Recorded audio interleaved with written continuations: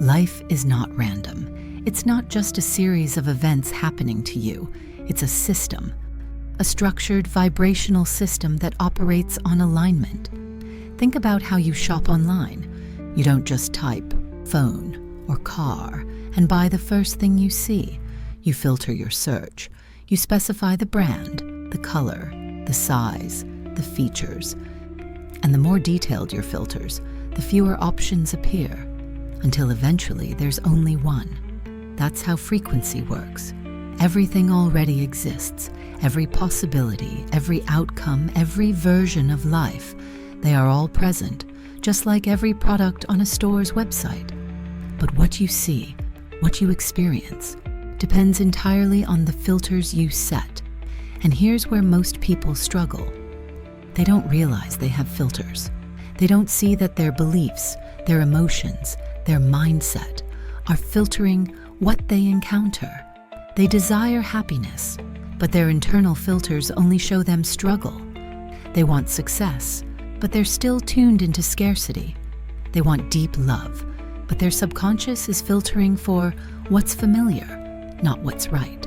So they become frustrated, confused, wondering why life keeps presenting them with the wrong things. But here's the truth. It was never random.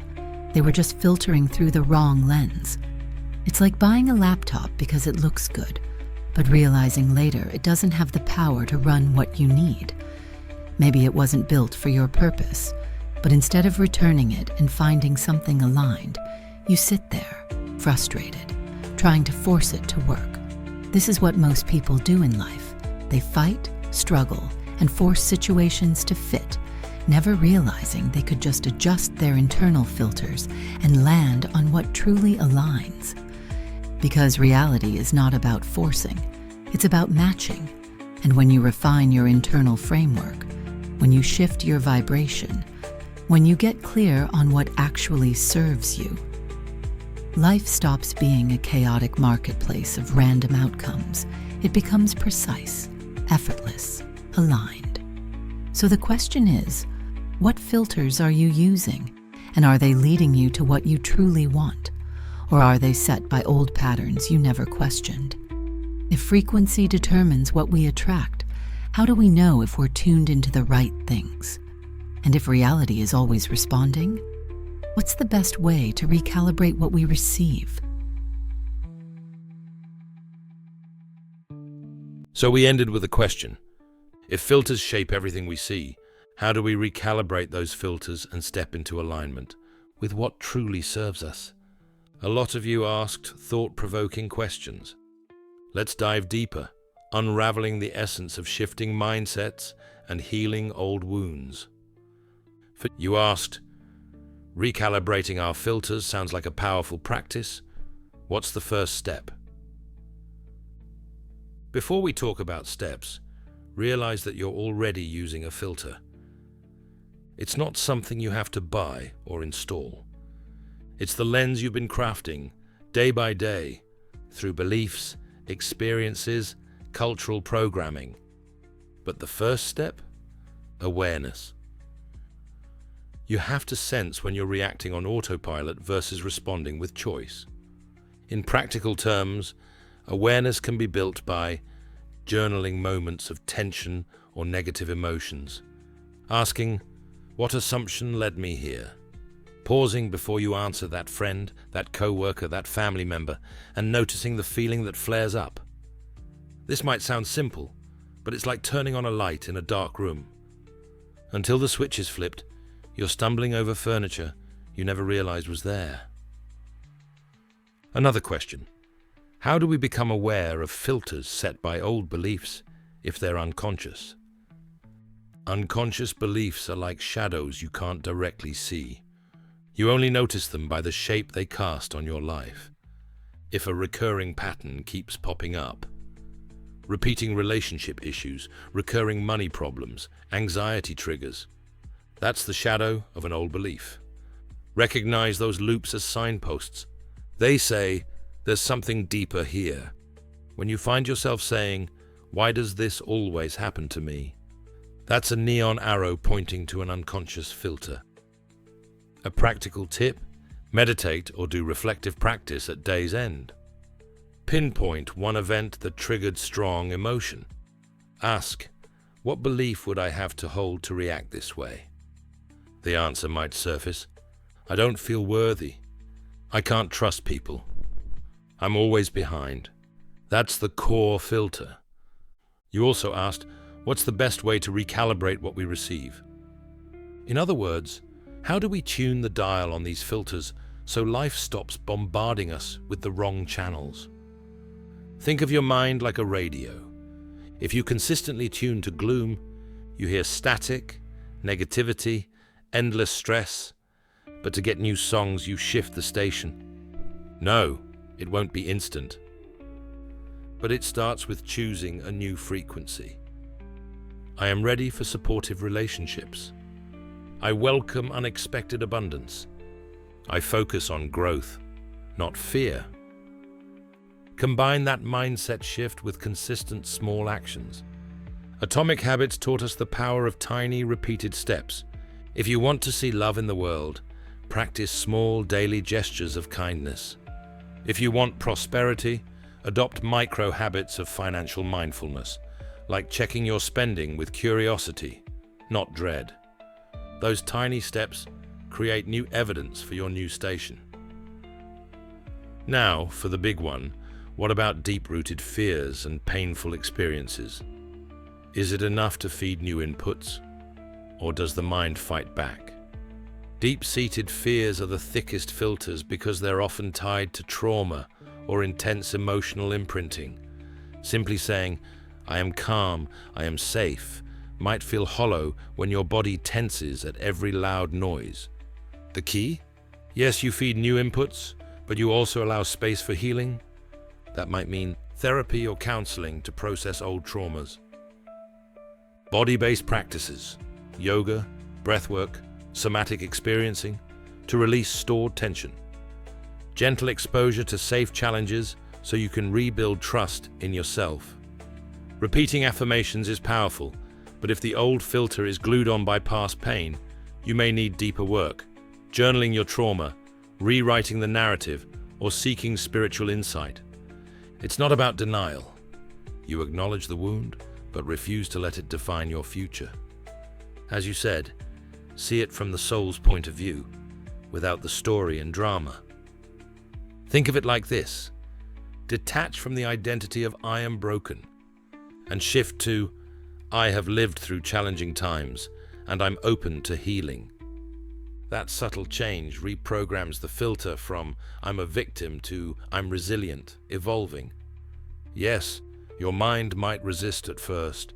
Fears are self-protective mechanisms, after all. They want to keep you safe by avoiding risk. When you introduce new beliefs, I am free, I am worthy, your inner gatekeeper might raise an eyebrow. Really? Where's the evidence? So you provide evidence through repeated experiences. Tiny confirmations. You dared to speak up once and no catastrophe happened. You tried a new hobby, found you weren't awful at it. You apologized to someone and they forgave you.